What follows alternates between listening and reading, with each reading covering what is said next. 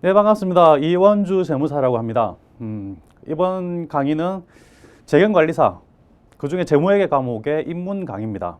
10개의 강의로 구성이 될 거고요. 재무회계를 한 번도 공부해보지 않으신 분들, 또는 너무 오래되셔가지고 가물가물하신 분들을 위한 강의니까요. 부담 없이 천천히 들어보시기 바랍니다. 이제 시작하도록 하겠습니다. 출발합니다.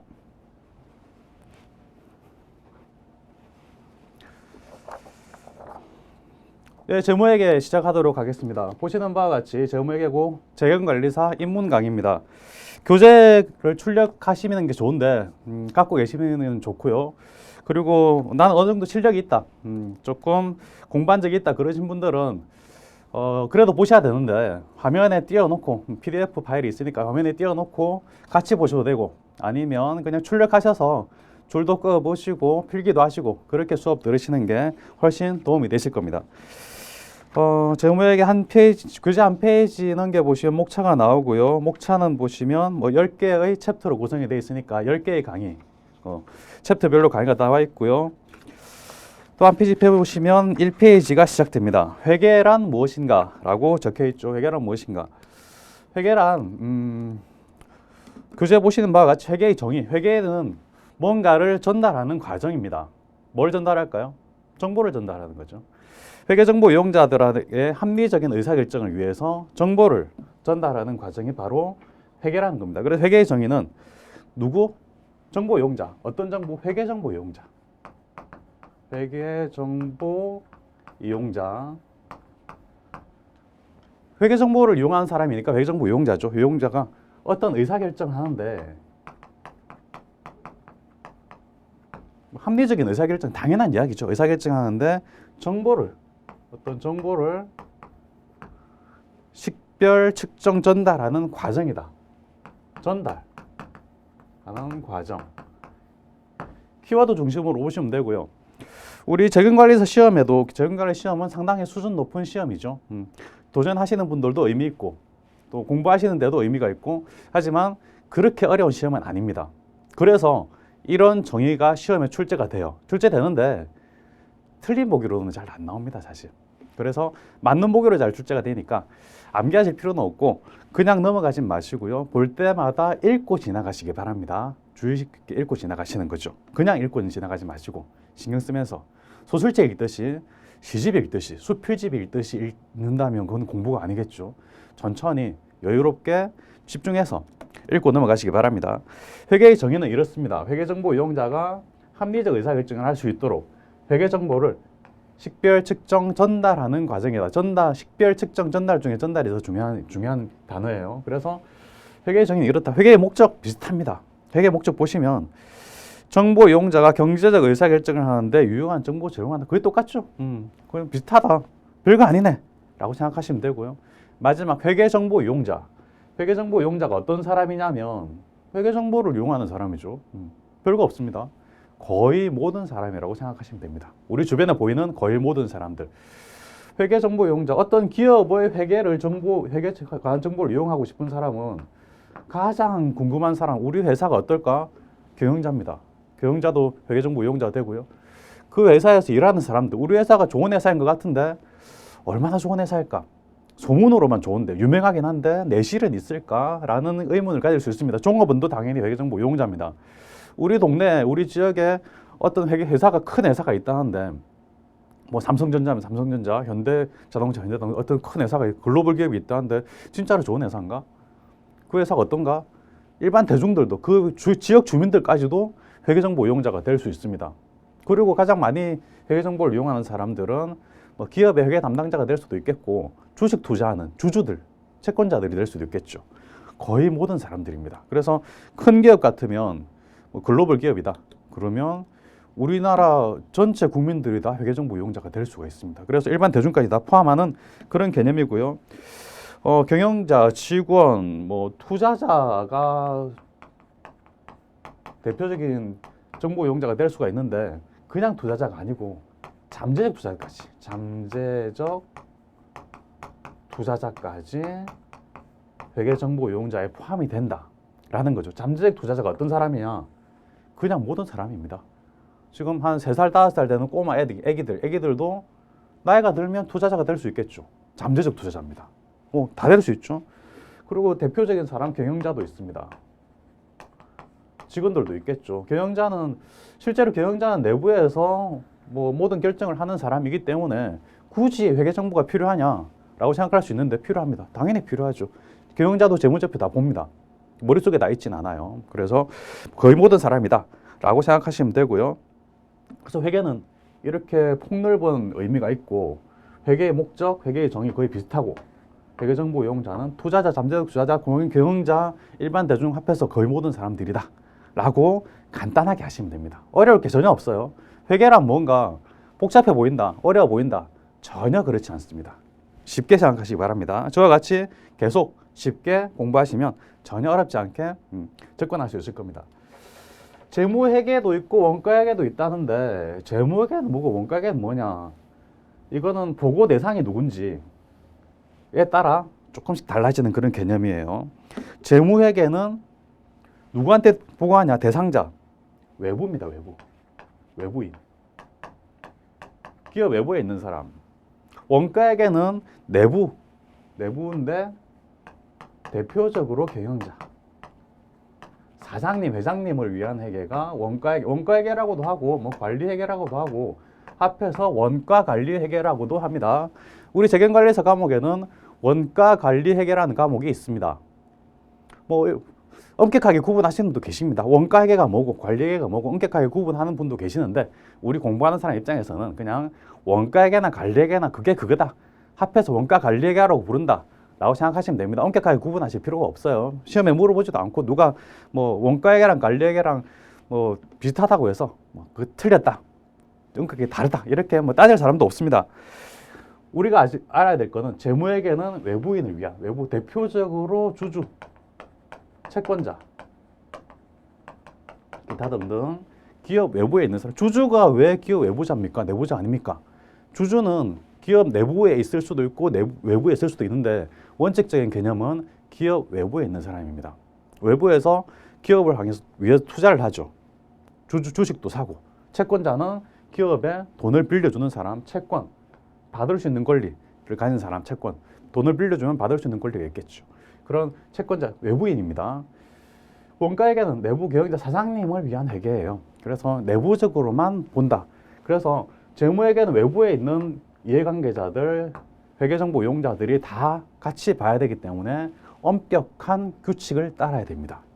그래서 회계기준이라는 규칙을 따라야 돼요. 그런데 원가회계는 사장님 마음대로 해요. 사장님이 뭐 하나 보고해라 그러면 보고하면 되고, 형식이 왜 이러냐, 내가 이런 게 마음에 드니까 이렇게 형식을 바꿔라 그러면 바꾸면 되고 마음대로입니다. 근데 재무회계는 형식이 딱 갖춰져 있습니다. 정해진 형식 위에 벗어날 수가 없어요. 보고대상 금방 말씀드립니다. 드린 거 마찬가지입니다. 보고대상 역시 외부인입니다. 외부인. 원가회계는 내부. 역시 경영자입니다.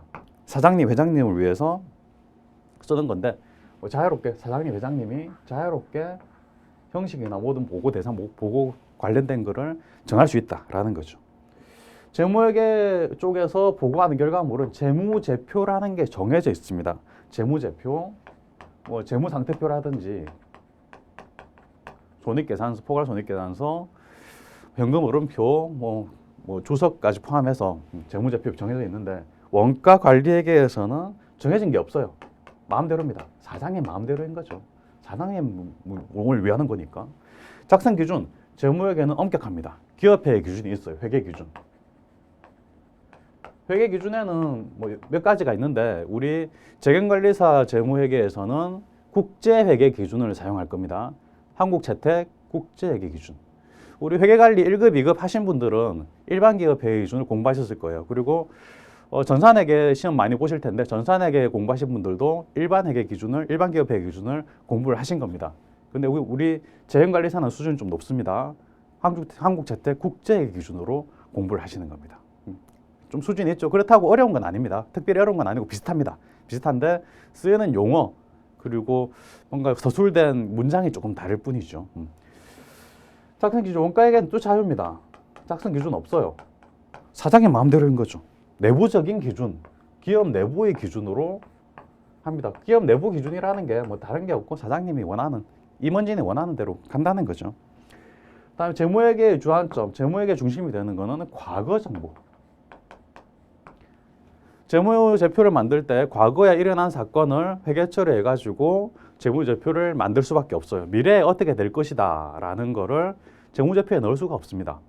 그런데 뭐 약간의 추정이 들어가긴 합니다만은 원칙적으로 과거를 정리해서 그 일어난 사건, 거래의 결과를 적는 거죠. 근데 원가회계는 기업의 경영자들은 과거에 우리 회사가 어떻게 됐다, 어떻게 잘 됐다라고 자랑도 많이 합니다만은 주주들한테 채권, 투자를 받아야 되니까, 그리고 채권자들 돈을 빌리고 하여튼 이런 투자를 많이 받아야 되니까 사장님들은 미래에 우리가 어떻게 될 것이다, 미래에 얼마나 큰 비전을 가지고 있다, 이게 관심이 많습니다. 미래지향적이죠. 그래서 사장님이 원하는 거를 처리해야 되니까 이건 미래적인, 미래지향적인 그런 내용들이 들어갑니다. 그래서 미래, 주안점이 미래인 거죠. 과거를 정리해서 미래를 향해서 간다. 이게 원가 관리 회계고, 과거를 오로지 정리해서 보고한다. 이게 재무회계. 이 차이 잘 봐두시기 바랍니다. 재무회계, 원가회계 차이. 재무회계는 외부, 원가 관리 회계는 내부. 그래서 보고 대상은 주주 채권자, 재무회계, 사장님 경영자, 원가회계. 일정한 규칙이 정해져 있다. 회계 기준 따라야 된다. 재무회계. 그렇지 않다. 자유롭다. 원가 관리 회계. 과거 지향적이다. 과거를 정리한다. 재무회계. 미래 지향적이다. 원가회계. 이 정도만 구분하시면 충분히 구분하실 수 있겠죠. 재무회계하고 원가 관리 회계 말고 회계가 하나 더 있습니다. 우리 재건거래사 과목에도 세무회계라는 과목이 있죠. 세무회계는 성질이 좀 다릅니다. 세금을 부과하기 위한 회계가 세무회계예요. 그래서 관점이 좀 다르기 때문에 재무회계에서 세무회계로 옮기는 세무조정이라는 과정이 있는데, 그거는 세무회계에 가서 공부하시면 되고요. 우리 시험 목적으로는 재무회계와 원가회계의 개념과 성질의 차이, 이 차이만 구분할 수 있으면 충분히 모든 문제 풀 수 있습니다. 넘어갑니다. 기업회계 기준, 아까 잠깐 말씀드린 대로 기업회계 기준이 어떤 게 있는지 설명이 나옵니다. 에듀윌 유료 회원만의 특별한 서비스.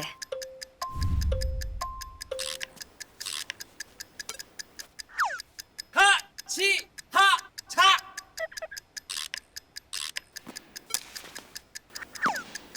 하치하차 정답! 같이 하자 친구야. 에듀윌 유료 회원.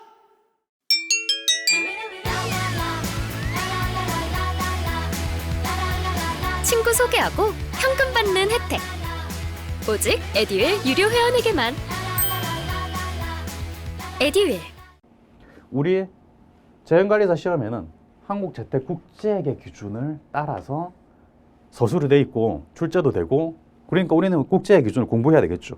우리나라에서 치는 모든 국가시험, 공인회계사, 세무사, 감정평가사, 주택관리사 등등 회계를 시험으로 시험각으로 넣는 모든 국가시험, 자격증을 주는 그런 시험은 다 국제회계 기준으로 되어 있고요. 출제가 되고, 그 외에 그냥 일반 자격증, 국가 공인 자격증이라든지 국가 기술 자격증, 이런 자격증들은 일반 기업회계 기준을 다루는 자격증도 있습니다. 하지만 우리는 있어 보이게 뭔가 좋죠. 국제회계 기준 따릅니다. 우리나라는 아주 오래전에 20년도 넘었나요? IMF를 굉장히 잘 극복한 나라죠. 굉장히 좋은 나라입니다. 극복하면서 그 시절에 회계 기준에 굉장히 큰 진통이 있었어요. 우리나라 내부적으로 회계를 못 믿겠다. 국제적으로 인정된 회계 기준을 따라야 우리나라 기업의 회계를 믿겠다. 그렇게 IMF에서 요구를 했기 때문에 우리나라는 그때부터 국제회계 기준을 따르도록 하고 있습니다. 우리나라의 채택한 국제회계 기준이죠. 그래서 국제회계 기준으로 재무제표를 작성한 거를 미국이나 일본, 다른 나라들 국제적으로 투자할 때 갖고 가서 보여주면 국제회계 기준으로 작성이 됐네? 그래 믿을 수 있겠네? 라는 판단을 합니다. 그래서 아주 좋은 국제회계 기준 우리 공부해 놓으면 굉장히 좋겠죠. 그래서 일반 기업 회계 기준은 주로 중소기업입니다. 중소기업에서 많이 쓰는데 비상장이죠. 비상장 기업에서 많이 쓰고, 한국재택국제회계 기준은 상장기업 또는 금융회사, 이런 회사에서는 무조건 국제회계 기준을 엄격하게 준수해야 됩니다.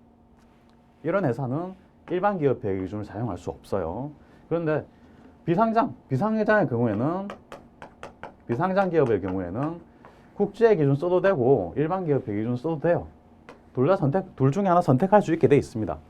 그래서 한국재택 국제회계 기준을 사용하는 걸 권장을 하긴 하는데 비상장 기업들은 약간 규모가 작죠. 자금력도 떨어지고 하니까 그냥 갈고에 쓰던 일반 기업 회계 기준 그대로 써도 된다. 그런데 국제회계 기준을 사용해도 괜찮다.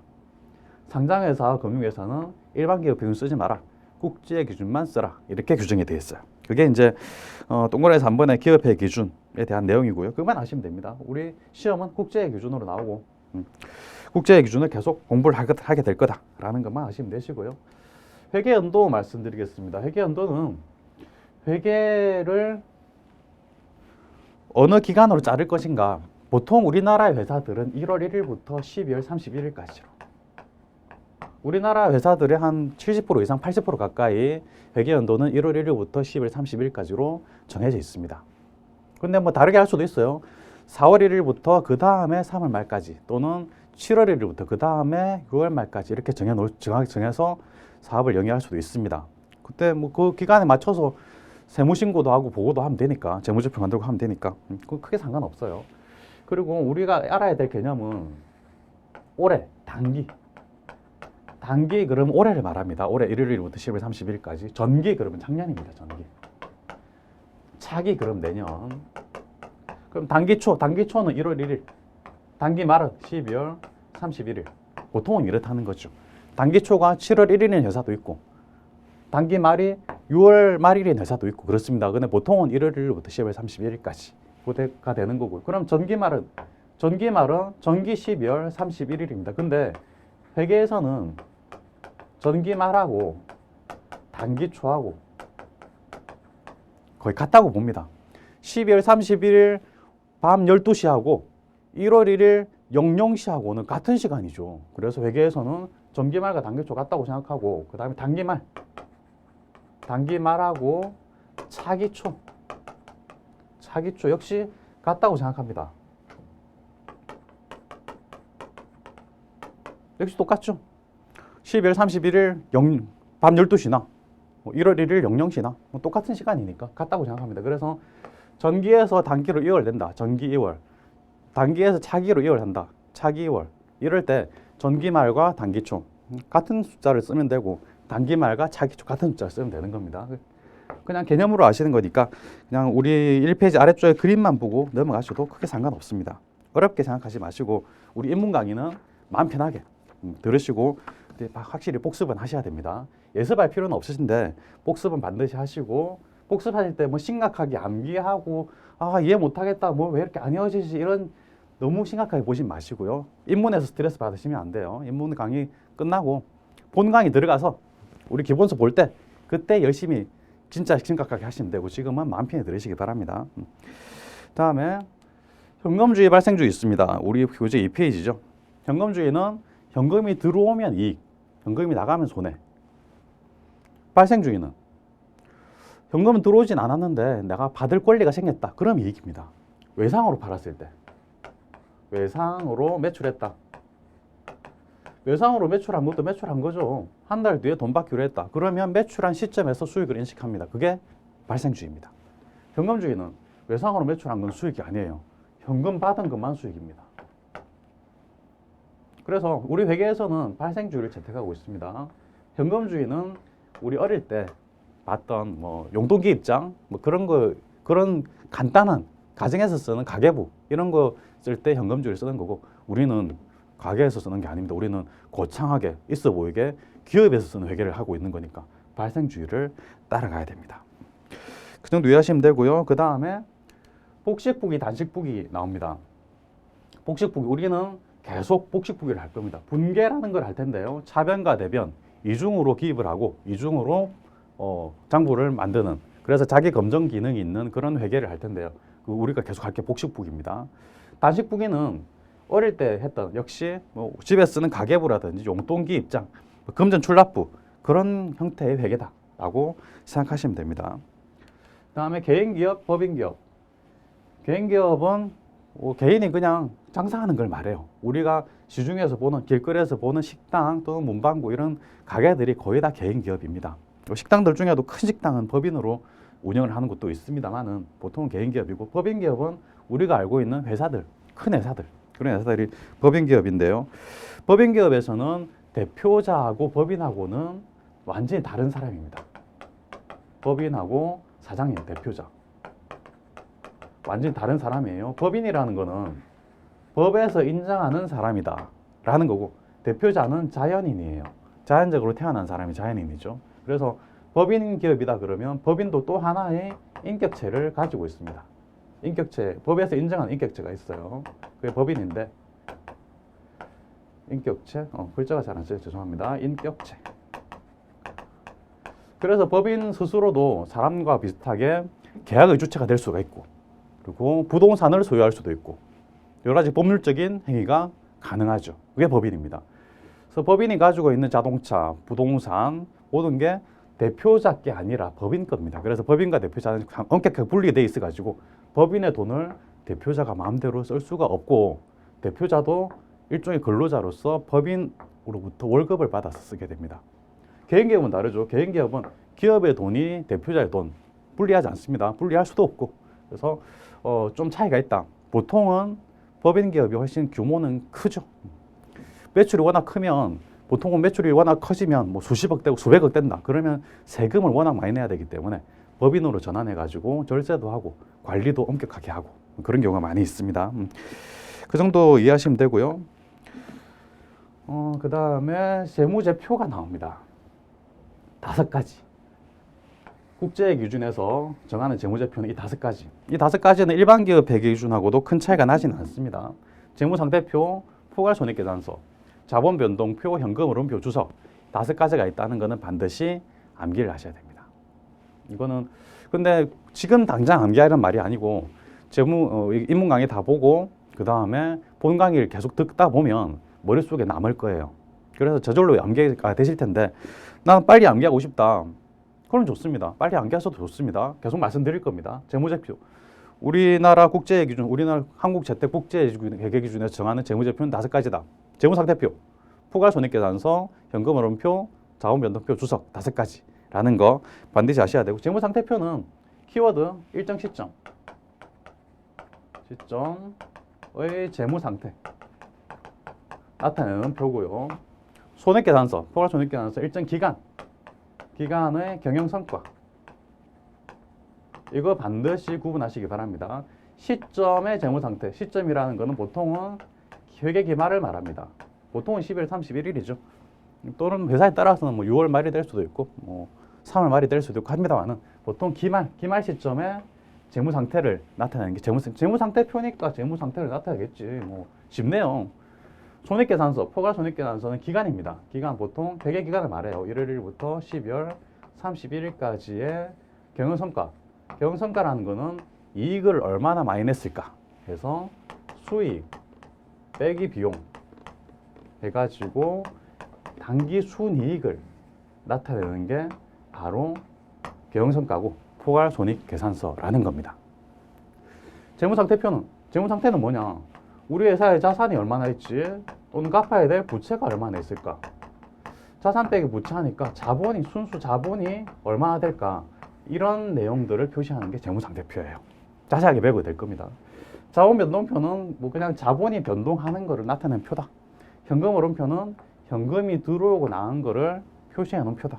주석은 일단 표는 아닌데 이 위에 4가지 재무상태표에 대한 자세한 설명을 해주는 겁니다.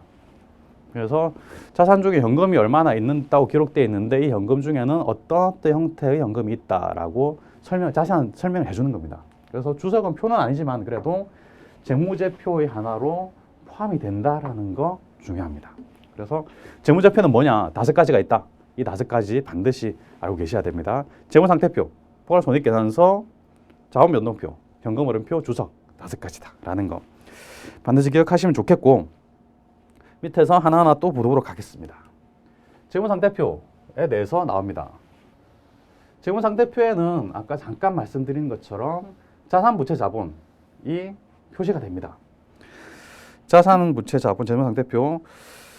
재무상태표는 일정 시점의 재무상태를 나타내는 건데요.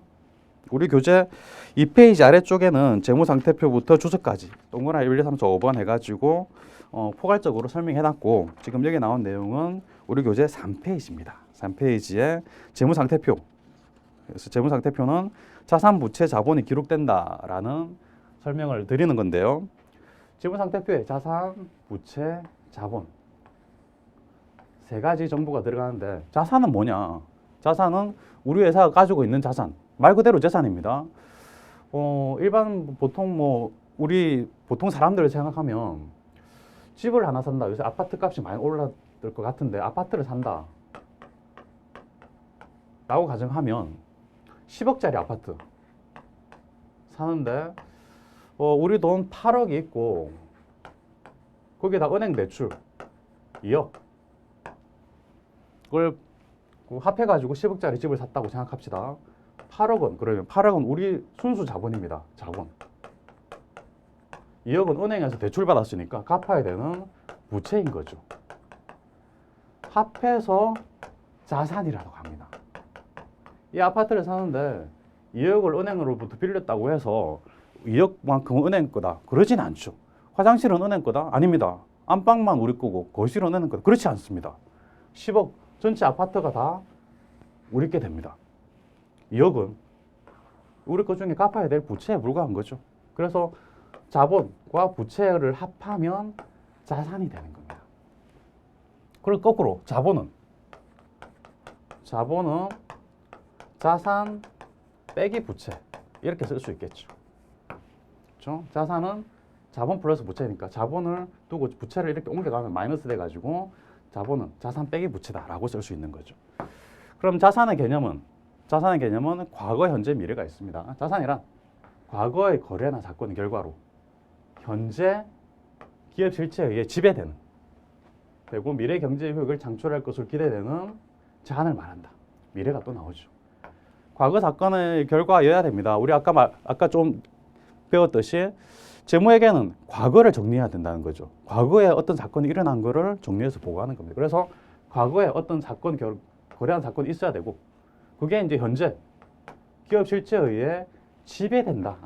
우리 거니까 내가 지배할 수 있겠지. 이 아파트도 우리 거니까 이 아파트에 대한 내부 인테리어도 마음대로 하고, 장식장도 갖다 놓고, TV도 갖다 놓고, 뭐 여러 가지 마음대로 꾸밀 수 있죠. 지배할 수 있다라는 거고, 미래에 어떤 효익, 좋은 일이 있을 것이다. 이 아파트에 들어가서 열심히 일해가지고 돈도 많이 벌고 행복한 가정을 만들어야지. 너무 좋죠. 하여튼 그런 꿈을 꿀 수 있는 그런 효익이 있다. 자산입니다. 부채는 비슷합니다. 자산과 부채는 좀 비슷한 면이 있어요. 정의를 보시면 부채란 과거, 현재, 미래. 자산도 과거, 현재, 미래. 부채도 과거, 현재, 미래 다 있네. 과거에 거래나 사건 결과 똑같네. 거래나 사건 결과 자산, 부채 똑같네. 결과로 보자. 현재 기업 결제 부담하고 있구나. 부담스럽죠. 부담스러우면 부채입니다. 전혀 어렵지 않아요. 자산은 내가 지배하는 거, 부채는 부담스러운 거, 부담하고 있고, 미래에 자원 유출, 뭔가 빠져나가는 거구나. 부채 빌렸으니까 갚아야지. 미래에 빠져나가겠죠. 그게 부채입니다. 자산은 미래에 효익 창출할 것이다. 미래에 행복한 꿈을 꾸고 행복한 꿈을 이루어 나갈 것이다. 자산이고, 부채는 빠져나간다. 유출이다. 갚아야 되니까. 돈 빌리고 안 갚으면 안 됩니다. 아주 작은 돈이라도 빌리고 갚아야 되는 거죠. 어쨌든 부채는 자산하고 비슷한데, 과거의 사건 결과, 사건이나 거래 결과, 현재에 지배한다. 자산, 부담한다. 부채. 뭔가 미래에 경제 효익이 있다. 좋은 일이 있다. 그럼 자산, 갚아야 된다. 유출이다. 그럼 부채. 이 정도로만 구분하시면 됩니다. 크게 역시 개념들이 시험에 출제가 되긴 합니다만은 틀린 보기로는 잘 안 나오고, 틀린 보기로 나온다 해도 자산, 부채를 비교해서 볼 줄만 안다면 충분히 맞힐 수 있습니다. 전혀 어렵지 않아요. 그래서 자본은 자산 빼기 부채인 거죠. 자본은 따로 정의가 없어요. 자산에서 부채를 차감한 잔여액. 쉽죠? 그래서 자본은 자산 빼기 부채. 순자산이라고 표현합니다. 같은 말이에요. 순자산, 자본 같은 말이에요. 그리고 자녀 청구권도 자본과 같은 말입니다.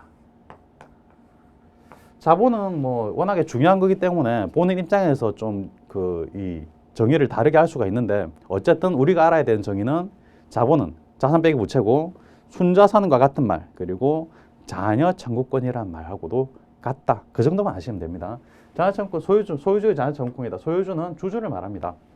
회사가 거의 뭐 문을 닫을 때 망했을 때 남아있는 재산에 대해서 주주가 주주 입장에서 청구할 수 있는 권리, 자녀 청구권이라고 하는데 같은 말이다. 보고 자녀 청구권이 뭔지 개념을 물어보진 않아요. 우리는 그냥 같은 말이구나 라고 생각하시면 됩니다. 순자산이 자산하고 같은 말이 아니고 자본하고 같은 말이라는 거 잘 구분하시고요. 순자가 들어가니까 자산에서 부채를 뺀 게 순자산, 그래서 자본이다 라고 표현하는 거죠. 재무상태표 등식은 그래서 자산은 부채 더하기 자본, 이게 재무상태표 등식입니다. 아무것도 아니죠. 자산은 부채 더하기 자본. 이 정도 오시면 되고, 그 다음에 재무상태표의 기본 구조가 나오는데요. 기본 구조 역시 우리가 다 알고 있는 이미 본 내용이에요. 기본 구조는 왼쪽과 오른쪽을 나누어서 뭐 표현할 수도 있는데요. 자산, 왼쪽에 자산이 있습니다. 자산은 부채 더하기 자본. 이게 재무상태표의 기본 구조예요. 부채 더하기 자본은 자산인 거죠. 그래서 왼쪽에 합계하고 오른쪽에 합계 어떤 숫자가 나온다면 동일한 숫자가 돼야 됩니다. 자산 합계, 회사에 자산이 굉장히 많겠죠. 현금도 있고 차량도 있고 무슨 비품들도 있고 소모품도 있고 많습니다. 자산이 굉장히 많은데 그걸 모든 자산을 합계하고 부채와 자본, 부채도와 자본도 종류가 많아요. 모든 부채와 모든 자본을 다 합계해서 숫자를 내보면 같더라. 왼쪽과 오른쪽. 그래서 장부의 왼쪽과 오른쪽은 항상 동일한 금액이 돼야 됩니다. 그걸 뭐 어려운 말로 대차평균의 원리라고 하는데 또 정의를 보시게 될 겁니다. 어쨌든 재무상태표의 기본 구조는 이렇다. 우리 교재에는 좀 자세하게 설명이 되어 있는데 지금은 이 정도만 하셔도 충분합니다. 자산은 부채 더하기 자본. 왼쪽엔 자산, 오른쪽에 부채, 자본이 적힌다는 그 정도 아시면 됩니다. 넘어갑니다. 포괄 손익계산서가 나옵니다. 손익계산서는 손익계산서지 왜 포괄자가 붙냐? 거기에 대해서는 본 강의 때 자세하게 설명을 드릴 테니까요. 지금은 그냥 손익계산서 앞에 포괄자가 붙은 포괄 손익계산서다 라고만 보시면 되고요.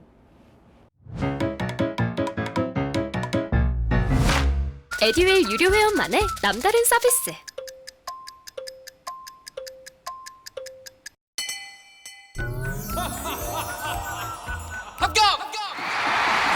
합격하고 돈도 받는 혜택. 오직 에듀윌 유료 회원에게만. 에듀윌. 무료 합격! 포괄 손익계산서에는 수익과 비용이 기록이 돼요. 그래서 수익 빼기 비용 하면 이익이 되는 거죠. 우리는 이제 배운 사람들이기 때문에 수익과 이익을 다르게 생각할 수 있어야 됩니다. 수익은 그냥 매출액이에요. 회사에서 팔리는 매출. 이익은 비용을 뺀 거죠. 여기서 비용은 뭐 직원들 월급이라든지 뭐 사무실 월세 내는 거라든지 또는 직원들 복리후생비 나간 거라든지 그런 각종 비용들을 다 뺀 후에 남는 게 사업하고 수익은 매출은 굉장히 큰데 비용도 커가지고 남는 게 없더라. 이러면 안 되죠. 남는 게 많아야 되니까 이익하고 수익은 다른 개념이다 라고 이해하시면 되고요. 수익은 여러 가지 이런 개념들이 있는데 개념을 한번 읽고 넘어가시는 겁니다. 수익이란 재화의 판매 또는 용역의 제공 등에 대한 대가로 발생하는 자산의 유입. 물건 팔면 돈 받죠. 자산 유입됩니다. 또는 부채 감소. 갚아야 될 것 줄어드는 거. 이것도 일종의 이익이죠. 일종의 수익이죠. 부채 감소. 말하면 수익이 증가하면 자본이 증가한 용이 되죠. 매출이 커서 남는 게 많다. 그러면 자본도 증가하겠죠. 수익이 안 나고 단기 손실이 났다. 손해다. 그러면 자본도 줄어듭니다. 자본 잠식이라고 하죠. 어쨌든 그런 요인이 되고 단 지분 참여자 주주에 의한 출연 관련된 것은 제외가 돼요. 이거는 주주한테 받은 돈은 매출을 잘해서 받은 게 아니죠. 사업 잘해서 받은 게 아니고 그냥 사업이 너무너무 안 돼서 회사가 망할 지경이다 그러면 어떤 사람이 딱 나타나가지고 내가 도와줄게 그러면서 내가 주주가 되겠다 해가지고 회사에 자본금을 주는 경우도 있습니다. 그런 거는 회사 영업하고는 상관없으니까 그건 제외한다. 자본거래라고 해요. 자본거래는 제외한다 라는 거고, 비용은 돈 쓰는 걸 말하죠. 각종 비용 쓰는 거. 제약 판매 또는 용역의 제공 등에 따라 발생하는 자산 유출, 사용, 부채 증가. 아까 수익은 부채 감소였죠. 비용이니까 부채 증가. 이해가 되시죠? 반대되는 거. 뭔가 좀 손해보는 것 같다. 안 좋다. 뭐 그런 의미로 받아들여도 되는데, 뭐 결국 비용 쓰는 게 뭐 결국 안 좋은 건 아닙니다. 적당히 쓰면 더 좋죠. 비용이 증가하면 자본이 감소하는 요인. 당연한 이야기죠. 수익이 증가하면 자본이 증가하는 요인이고, 비용이 증가하면 자본이 감소하는 요인이 돼요. 서로 반대니까. 단 역시 여기도 마찬가지입니다. 지분 참여자, 주주 같은 사람에 대한 분배와 관련된 건 제외. 역시 이것도 자본거래라고 해요. 수익이나 비용이나 자본거래는 제외하고 어쨌든 우리 회사로 들어오는 거, 좋은 거, 이익이 되는 거, 수익. 그 다음에 나가는 거, 비용 쓰는 거, 부채의 증가 같은 게 이런 거는 비용. 그 개념만 알고 계시면 됩니다. 지금 자세하게 이걸 암기하실 필요가 없어요. 그냥 복습하실 때도 딱 한 번 읽고 지나가시기 바랍니다. 그래서 수익의 종류에는 뭐 우리 교재 3페이지 중간 아래쪽에 매출액, 이자 수익 이런 종류가 있다는 거 본강의 때 자주 보시게 될 거니까 저절로 알게 될 거고요. 비용, 뭐 매출, 원가, 급여 이런 종류가 있다는 거 한번 보고 넘어가시기 바랍니다. 다음 맨 아래쪽에 순이익, 순손실 나오는데요. 순이익은 수익 빼기 비용 해가지고 남는 게 있다. 단기 순이익이 났다. 그 순이익입니다. 수익 빼기 비용해서 비용이 너무 크다. 매출이 있긴 한데 비용이 너무 커가지고 남는 게 없다 그러면 손해봤다. 그럼 손실입니다. 사업을 아무리 잘해봤자 비용이 너무 커버리면 손해가 나버리면 사업할 의미가 없죠. 손해보는 겁니다. 수익 빼기 비용, 수익에서 비용 차감하면 순이익 계산되는데요. 수익에서 비용을 차감한 잔액이 마이너스다 그러면 이거를 순손실, 단기 순손실이라고 합니다. 수익은 자본을 증가시키고 손실은 자본을 결과적으로 감소시키게 됩니다. 손익계산서에서 수익을 열심히 창출하면 이 수익은 재무상태표의 자본으로 간다는 겁니다. 손실이 났다. 그럼 자본을 감소시키고 수익이 났다. 그럼 자본을 증가시킨다. 그 정도죠. 그래서 자본과 순이익의 상관관계를 문제로 한번 설명을 드릴 텐데요. 근데 이제 우리 교재 4페이지로 넘어갑니다. 4페이지 맨 위에 있죠. 맨 위에 자본과 순이익 해가지고 나오는데요. 기초자본이 100원이고 단기 순이익 50원이라면 단기 순이익 이익이 났습니다. 이익은 자본을 증가시키죠. 그러면 100원하고 50원 합해가지고 기말 자본은 150원이 됩니다. 순이익은 자본을 증가시킨다. 기초자본이 100원이고 손실이 났다. 손실이 20원이다. 그러면 빼줘야 됩니다. 마이너스 빼주면 100 빼기 20 하면 80원이죠. 기말 자본은 80원이 되는 거죠. 너무 쉽습니다. 아무것도 아니죠. 기초 자본에서 단기 순이익은 더해주고 그리고 단기 순손실은 차감한다. 너무 쉽죠? 이게 회계입니다. 너무 쉽습니다. 밑에 또 문제가 하나 더 있네요.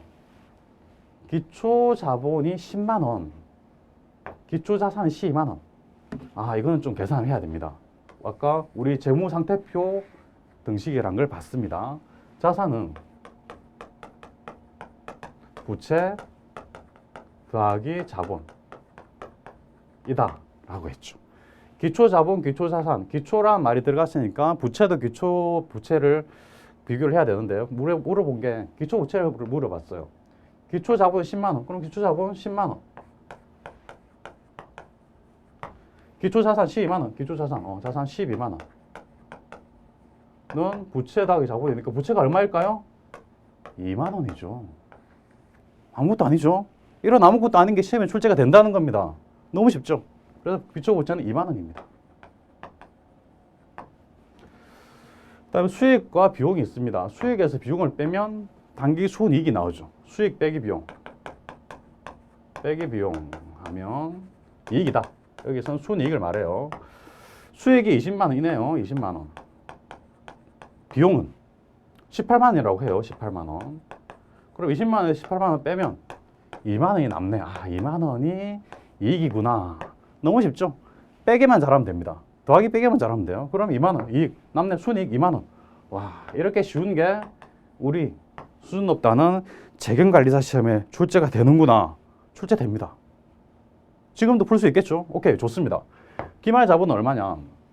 기초 자본에서 단기 순이익을 더하면 기말 자본이 돼요. 기초 자본은 10만 원입니다. 10만 원에서 순이익 2만 원으로 계산했죠. 더하기 2만 원 하면 12만 원이 기말 자본이 되는 거죠. 기말 자본은 12만 원. 아무것도 아니죠. 이 정도 풀 수 있으면 이번 첫 번째 강의 성공한 겁니다. 너무 쉽죠? 부담스럽지 않죠? 마음 편하게 들으시기 바랍니다. 그래서 한번 너무 쉽다고 복습 안 하실 때 그냥 넘어가지 마시고요. 복습할 때 반드시 손으로 써보셔야 됩니다. 회계는 처음에는 머리로 이해하고 이해하는 건 제가 이해 다 시켜드릴 겁니다. 저를 믿고 따라오시면 이해는 충분히 다 되실 거고 복습할 때 손으로 써보시는 게 중요합니다. 그래서 첫 번째 시간 이론적인 게 많기 때문에 이론적인 거는 그냥 머릿속으로 이해를 다 하시고 굳이 손으로 써보실 필요는 없는데 계산 문제는 반드시 손으로 써보시기 바랍니다. 이거 너무 쉬운데 그냥 넘어가면 안 됩니까? 안 됩니다. 손으로 써보셔야 됩니다. 머리로만 이해하고 넘어가면 다음에 잘 몰라요. 손으로 써보시는 게 훨씬 더 좋습니다. 반드시 써보시기 바라고요. 넘어갑니다. 각 재무제표의 상관관계 이제 첫 번째 강의의 거의 마지막 내용입니다. 재무제표 5개 있다고 그랬죠. 5개. 지금 바로 암기해 봅시다. 처음에 나오는 게 재무상태표, 그 다음에 포괄손익계산서, 자본변동표, 현금흐름표, 마지막에 주석 5가지죠. 재무상태표는 일정 시점의 재무상태를 나타냅니다. 그래서 기초 시점의 재무상태표가 있고요. 기말에 또 재무상태표가 또 있습니다. 단기초는 전기말하고 똑같다고 그랬죠. 그래서 단기초의 재무상태표는 전기말의 재무상태표랑 똑같습니다. 그래서 매 기말의 재무상태표를 만드는 거죠. 일정 시점에 재무상태표가 있고 중간에 손익계산서, 그 다음에 현금흐름표, 자본변동표 이런 게 중간에 들어갑니다. 그래서 손익계산서는 일정 기간의 경영성과라고 그랬죠. 그래서 재무상태표에서 출발해가지고 다른 재무제표들이 중간에 끼고 결과적으로 또 재무상태표가 만들어지는 이런 과정입니다. 주석은 표가 아니고 각 재무제표의 내용에 추가적인 정보, 설명을 제공하는 겁니다.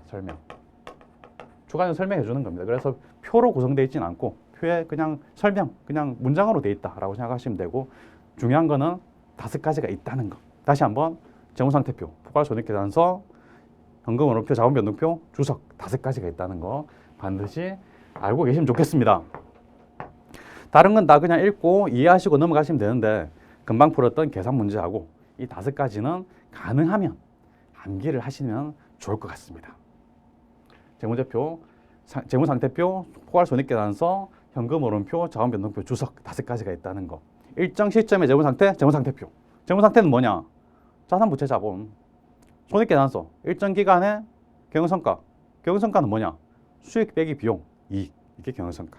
그 정도 보시면 되고 4페이지 아래쪽에는 재무상태표하고 포괄손익계산서가 이렇게 생겼다라는 거 그냥 보여드리기 위해서 적어 놓은 겁니다. 이렇게 생겼구나 하고 넘어가면 됩니다. 보면 재무상태표 보시면 화면 보지 말고 교재를 보시기 바랍니다. 교재 보시면 재무상태표는 2000X1년 12월 31일 현재, 2000X0년 12월 31일 일정 시점, 기말 시점이 적혀 있죠. 단기말 그리고 전기말 시점이 적혀 있습니다. 주재무 회사 이름이고요. 단위 원 적혀 있고 포괄손익계산서는 기간이 적혀 있죠. 기간의 경영성과를 나타내기 때문에 기간이 적혀 있습니다.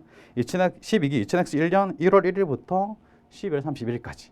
전기는 2000X0년 1월 1일부터 12월 30일 기간이 적혀 있죠. 그게 손익계산서입니다. 기간을 표시해야 되니까. 주손익 이거는 뭐 회사 이름이고요. 단위 원 적혀 있고 전기와 단기를 비교하는 형식으로 구성이 되겠죠. 이 정도 보시면 되고 다음 페이지에 기초 개념 OX가 나오는데 10개의 문장이 나옵니다. 이거는 충분히 풀 수 있을 겁니다. 앞에 내용, 기본 내용 봐가면서 O인지 X인지 한번 스스로 풀어보시기 바랍니다. 첫 번째 강의 여기서 마치겠습니다. 수고하셨습니다.